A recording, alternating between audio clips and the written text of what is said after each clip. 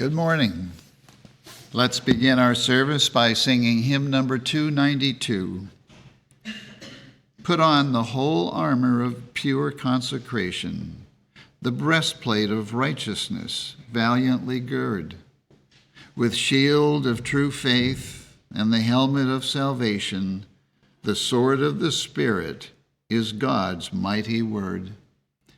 Hymn number 292.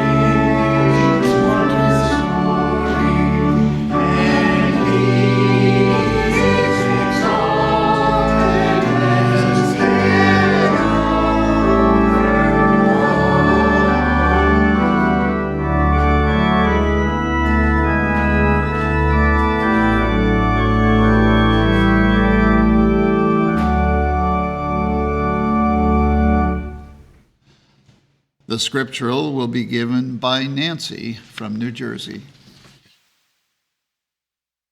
1 Corinthians.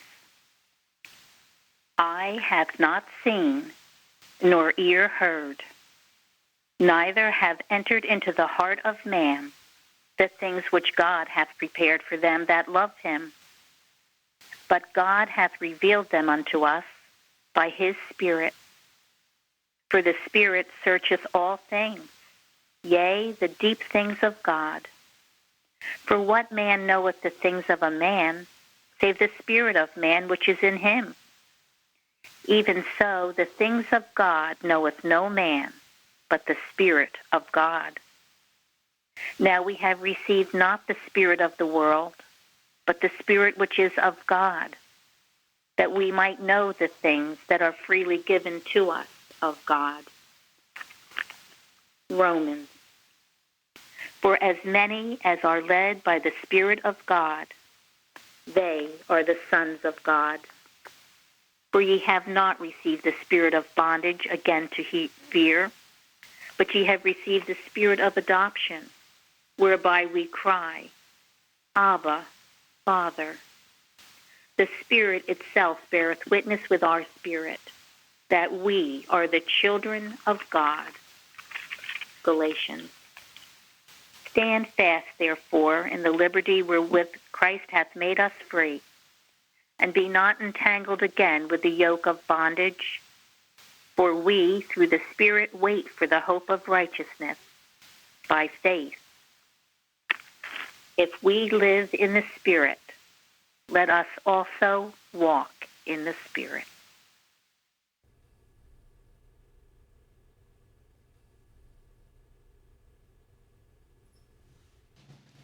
We shall now have a moment of silent prayer and follow with the Lord's Prayer and its spiritual interpretation as given in the Christian Science textbook.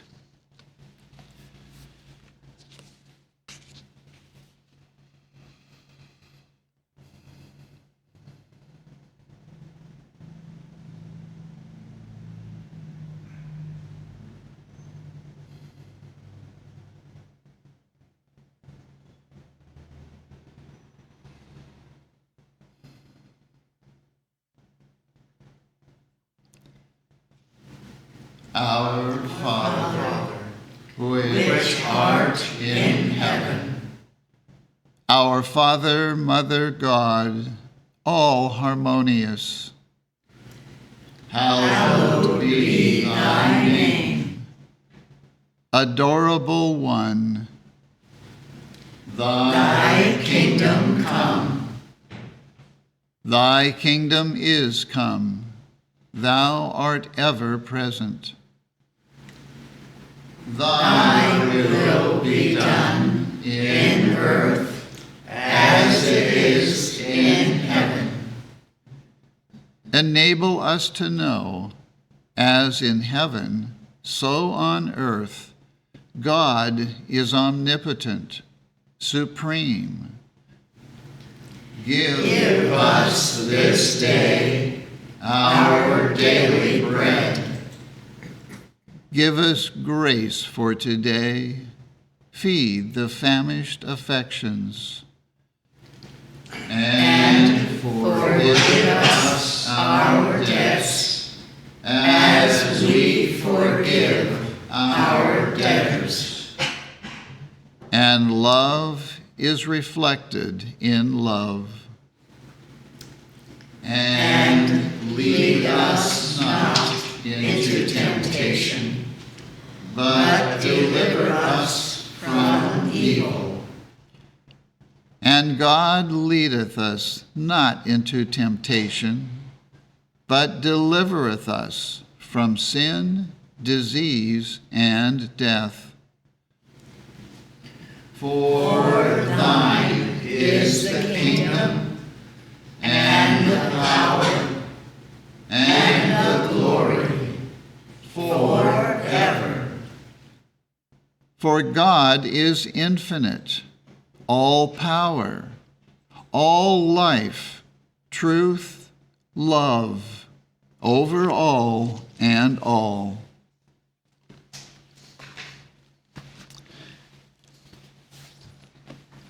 Let's now sing hymn number 118. Holy Spirit, light divine, shine upon this heart of mine. Kindle every high desire. Cleanse my thought in thy pure fire. Hymn number 118.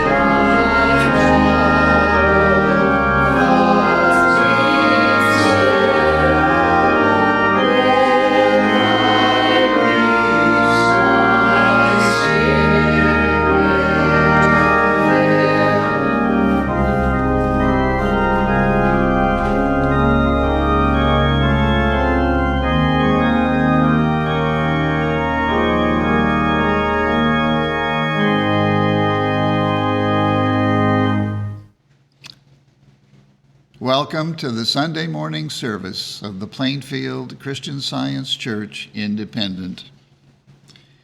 We begin every Sunday morning here at 10 a.m. with our roundtable discussion, where we discuss this week's lesson and other topics that need to be covered, and learn how to practice better in our lives this science of Christianity, Christian Science.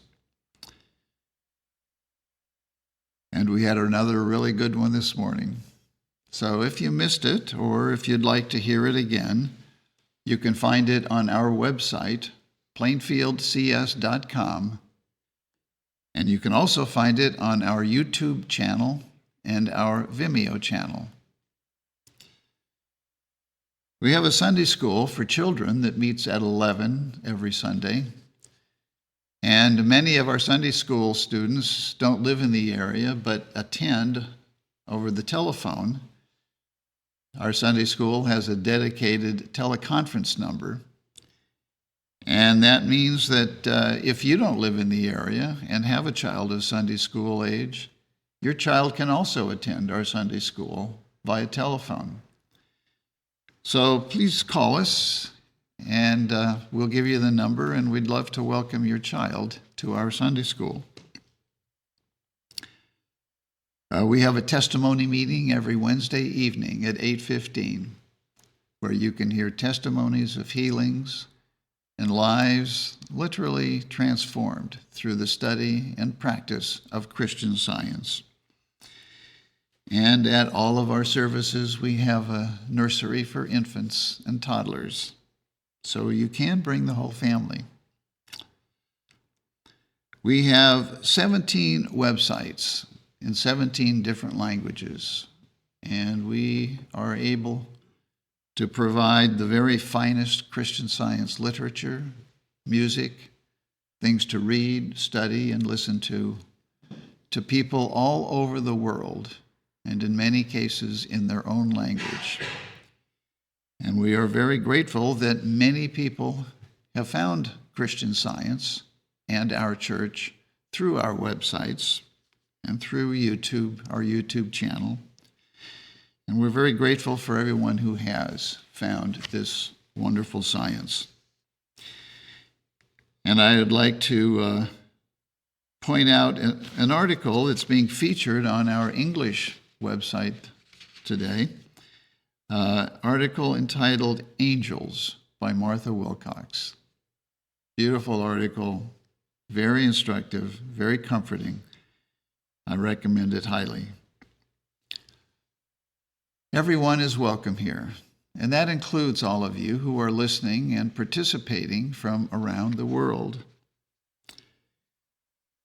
And now we will have the reading of a testimony of healing from the chapter entitled Fruitage in the Christian Science textbook, which attests to the healing power obtained by studying the Christian Science textbook. And that reading will be given this morning by Sylvia from Australia. Page 616. Grateful for many blessings. In the year 1901, Christian Science found me a hopeless invalid. I had suffered for 7 years previous with a very painful back, the result of an operation. I could get no rest or sleep at night, as I could not lie down, but had to sit propped in a chair with pillows around me. Only those who have suffered as I did can know the full misery of it. I had come to the end of material means and never hoped to get well. One day, however, while out walking, it was my good fortune to come to a Christian Scientist's house, and there the teaching was explained to me. I was advised to buy Science and Health, which I did, and the study of this book has healed my back entirely. Christian Science has also cured me of long-standing catarrh of the throat and neuralgia with which I had been afflicted from childhood. Before coming into Science, I had doctored with 3 of the best physicians in Seattle, but none could give me relief. I am no longer a sufferer, but rejoice exceedingly in Christian Science. God's promise has been fulfilled to me. But unto you that fear my name shall the Son of Righteousness arise with healing in his wings. E. O. Georgetown, Washington.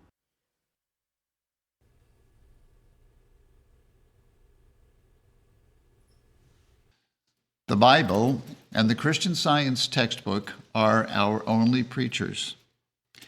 We shall now read scriptural texts and their correlative passages from our textbook. These comprise our sermon. The canonical writings, together with the word of our textbook, corroborating and explaining the Bible texts in their denominational spiritual import and application to all ages, past, present, and future, constitute a sermon undivorced from truth, uncontaminated or fettered by human hypotheses, and authorized by Christ. And today's lesson sermon can be found on page 12 of the Independent Christian Science Quarterly. Subject, Spirit. The Colden text is from Acts. For there stood by me this night the angel of God, whose I am and whom I serve. The responsive reading is from Psalms. He that dwelleth in the secret place of the Most High shall abide under the shadow of the Almighty. I will say of the Lord, He is my refuge and my fortress, my God, in Him will I trust. Because thou hast made the Lord, which is my refuge, even the Most High, thy habitation, there shall no evil befall thee, neither shall any plague come nigh thy dwelling. For he shall give his angels charge over thee, to keep thee in all thy ways. I will mention the loving kindness of the Lord, and the praises of the Lord, according to all that the Lord hath bestowed on us, and the great goodness toward the house of Israel, which he hath bestowed on them, according to his mercies, and according to the multitude of his loving kindnesses. For he said, surely they are my people, children that will not lie. So he was their Savior. In all their affliction, he was afflicted, and the angel of his presence saved them. In his love and in his pity, he redeemed them, and he bare them, and carried them all the days of old. Craig will now read. The Bible. Psalms. The chariots of God are 20,000, even thousands of angels. I will bless the Lord at all times. His praise shall continually be in my mouth. I sought the Lord, and he heard me, and delivered me from all my fears. The angel of the Lord encampeth round about them that fear him, and delivereth them. Acts. At the hands of the apostles were many signs and wonders wrought among the people, and they were all with one accord in Solomon's porch. And believers were the more added to the Lord, multitudes both of men and women, insomuch they brought forth the sick into the streets, and laid them on beds and couches, that at least the shadow of Peter passing by might overshadow some of them. There came also a multitude out of the cities round about unto Jerusalem, bringing sick folks and them which were vexed with unclean spirits, and they were healed, every one. Then the high priest rose up, and all they were with him, which is a sect of the Sadducees, and were filled with indignation, and laid their hands on the apostles, and put them in the common prison. But the angel of the Lord by night opened the prison doors, and brought them forth, and said, Go, stand, and speak in the temple of the people all the words of this life. And when they heard that, they entered into the temple early in the morning and taught. But the high priest came, and they that were with him, and called the council together, and all the senate of the children of Israel, and sent to the prison to have them brought. But when the officers came and found them not in the prison, they returned and told, saying, The prison truly found we shut with all safety, and the keepers standing without before the doors. But when we had opened, we found no man within. Then came one and told them, saying, Behold, the men whom ye put in prison are standing in the temple and teaching the people. Then went the captain with the officers and brought them without violence, for they feared the people, lest they should have been stoned. And when they had brought them, they set them before the council, and the high priest asked them, saying, Did not we straitly command you that ye should not teach in this name? And behold, ye have filled Jerusalem with your doctrine, and intend to bring this man's blood upon us. Then Peter and the other apostles answered and said, We ought to obey God rather than man. When they heard that, they were cut to the heart and took counsel to slay them. Then stood there up one in the council, a Pharisee, named Gamaliel, a doctor of the law, had in reputation among all the people, and commanded to put the apostles forth a little space, and said unto them, Refrain from these men, and let them alone. For if this counsel or this work be of men, it will come to naught. But if it be of God, ye cannot overthrow it, lest haply ye be found even to fight against God. And daily in the temple and in every house they cease not to teach and preach Jesus Christ. Acts. Now about that time, Herod the king stretched forth his hands to vex certain of the church. And he killed James, the brother of John, with the sword.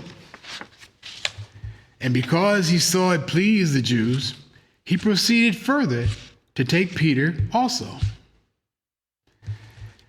And when he had apprehended him, he put him in prison and delivered him to 4 quaternions of soldiers to keep him, intending after Easter to bring him forth to the people. Peter therefore was kept in prison, but prayer was made without ceasing of the church unto God for him. And behold, the angel of the Lord came upon him, and a light shined in the prison. And he smote Peter on the side, and raised him up, saying, Arise up quickly. And his chains fell off from his hands. And the angel said unto him, Gird thyself, and bind on thy sandals. And so he did. And he saith unto him, Cast thy garments about thee, and follow me. And he went out, and followed him, and wist not that it was true which was done by the angel, but thought he saw a vision. When they were past the first and second ward, they came unto the iron gate that leadeth unto the city, which opened to them of his own accord. And they went out, and passed on through one street, and forthwith the angel departed from him. And when Peter was come to himself, he said, Now I know of a surety that the Lord hath sent his angel, and hath delivered me out of the hand of Herod, and from all the expectation of the people of the Jews. 2 Corinthians. And such trust have we through Christ to Godward. Not that we are sufficient of ourselves to think anything as of ourselves, but our sufficiency is of God, who also hath made us able ministers of the New Testament, not of the letter, but of the Spirit. For the letter killeth, but the Spirit giveth life. Now the Lord is that Spirit, and where the Spirit of the Lord is, there is liberty.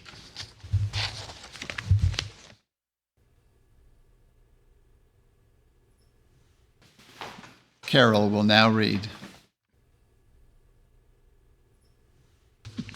I will read correlative passages from the Christian Science textbook, Science and Health with Key to the Scriptures, by Mary Baker Eddy. Spirit is symbolized by strength, presence, and power, and also by holy thoughts winged with love. These angels of his presence, which have the holiest charge, abound in the spiritual atmosphere of mind, and consequently reproduce their own characteristics. Their individual forms we know not, but we do know that their natures are allied to God's nature. And spiritual blessings, thus typified, are the externalized yet subjective states of faith and spiritual understanding. Angels, God's thoughts passing to man, spiritual intuitions, pure and perfect, the inspiration of goodness, purity, and immortality, counteracting all evil, sensuality, and mortality. Angels are not etherealized human beings, evolving animal qualities in their wings, but they are celestial visitants, flying on spiritual, not material, pinions. Angels are pure thoughts from God, winged with truth and love, no matter what their individualism may be. My angels are exalted thoughts, appearing at the door of some sepulchre in which human belief has buried its fondest earthly hopes. With white fingers, they point upward to a new and glorified trust, to higher ideals of life and its joys. Angels are God's representatives. These upward soaring beings never lead towards self, sin, or materiality, but guide to the divine principle of all good, whither every real individuality, image, or likeness of God gathers. By giving earnest heed to these spiritual guides, they tarry with us and we entertain angels unawares. The Old Testament assigns to the angels, God's divine messages, different offices. Michael's characteristic is spiritual strength. He leads the host of heaven against the power of sin, Satan, and fights the holy wars. Gabriel has the more quiet task of imparting a sense of the ever-presence of ministering love. These angels deliver us from the depths. Truth and love come nearer in the hour of woe, when strong faith or spiritual strength wrestles and prevails through the understanding of God. The Gabriel of his presence has no contests. To infinite, ever-present love, all is love, and there is no error, no sin, sickness, nor death. How little light or heat reach our earth when clouds cover the sun's face. So Christian Science can be seen only as the clouds of corporeal sense roll away. Earth has little light or joy for mortals before life is spiritually learned. To reach the height of Christian Science, man must live in obedience to its divine principle. To develop the full might of this science, the discords of corporeal sense must yield to the harmony of spiritual sense, even as the science of music corrects false tones and gives sweet concord to sound. What is termed material sense can report only a mortal, temporary sense of things, whereas spiritual sense can bear witness only to truth. To material sense, the unreal is the real, until this sense is corrected by Christian Science. Spiritual sense, contradicting the material senses, involves intuition, hope, faith, understanding, fruition, reality. Material sense expresses the belief that mind is in matter. This human belief, alternating between a sense of pleasure and pain, hope and fear, life and death, never reaches beyond the boundary of the mortal or the unreal. When the real is attained, which is announced by science, joy is no longer a trembler, nor is hope a cheat. Spiritual ideas, like numbers and notes, start from principle and admit no materialistic beliefs. Spiritual ideas lead up to their divine origin, God, and to the spiritual sense of being. Spirit imparts the understanding which uplifts consciousness and leads into all truth. The psalmist saith, "The Lord on high is mightier than the noise of many waters, yea, than the mighty waves of the sea." Spiritual sense is the discernment of spiritual good. A higher and more practical Christianity, demonstrating justice and meeting the needs of mortals in sickness and in health, stands at the door of this age, knocking for admission. Will you open or close the door upon this angel visitant, who cometh in the quiet of meekness, as he came of old to the patriarchs at noonday? Truth brings the element of liberty. On its banner is the soul-inspired motto, "Slavery is abolished." The power of God brings deliverance to the captive. No power can withstand divine love. What is this supposed power which opposes itself to God? Whence cometh it? What is it that binds man with iron shackles to sin, sickness, and death? Whatever enslaves man is opposed to the divine government. Truth makes man free. Discerning the rights of man, we cannot fail to foresee the doom of all oppression. Slavery is not the legitimate state of man. God made man free. Paul said, "I was free-born." All men should be free.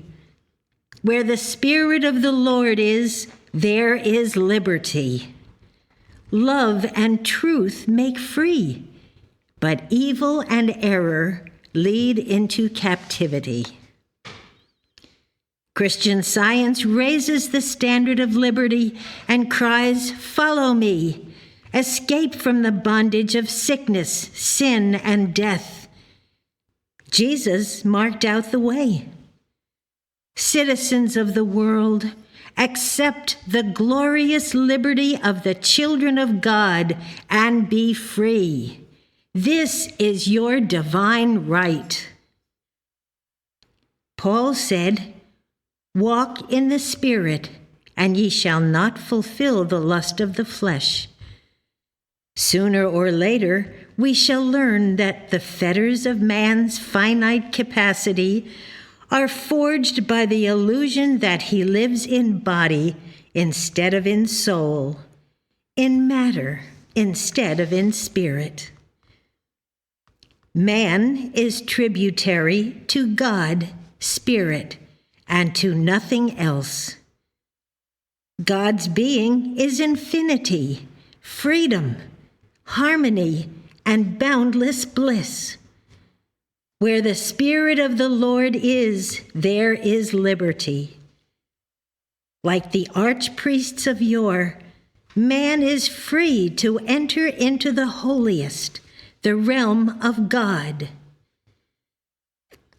The harmony and immortality of man are intact. We should look away from the opposite supposition that man is created materially and turn our gaze to the spiritual record of creation, to that which should be engraved on the understanding and heart with the point of a diamond and the pen of an angel.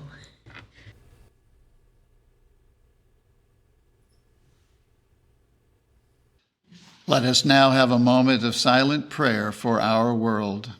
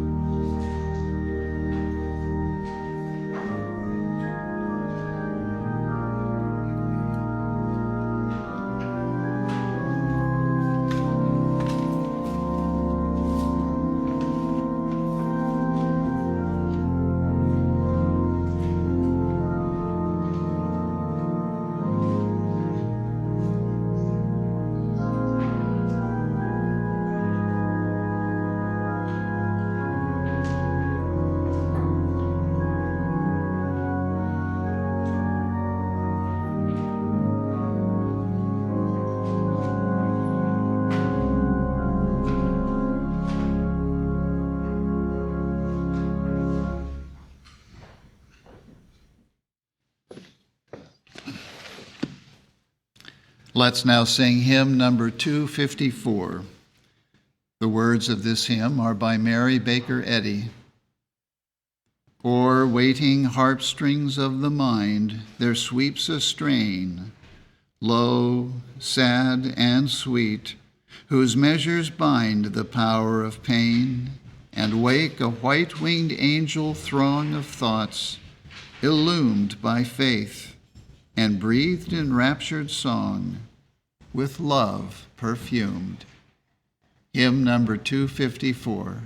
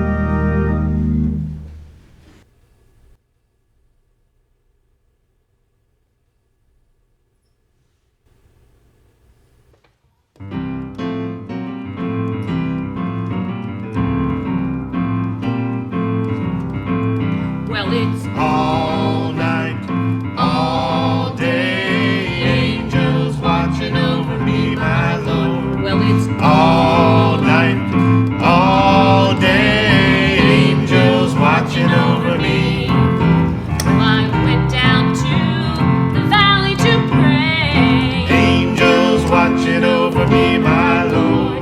He sent his word and showed the way, angels watching over me. Well, it's all night, all day, angels watching over me, my Lord. Well, it's all night, all day, angels watching over me. Now when my heart is sad and blue, angels watching over me, my Lord. I call on him to see me through, angels watching over me. Well, it's all night, all day,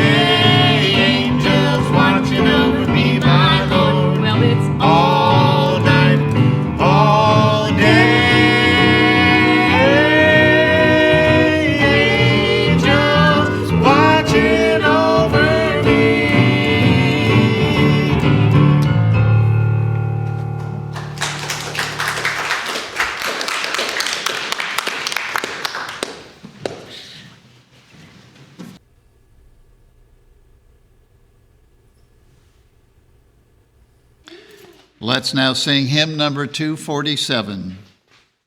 Oh, walk with God along the road, your strength he will renew. Wait on the everlasting God, and he will walk with you. Hymn number 247.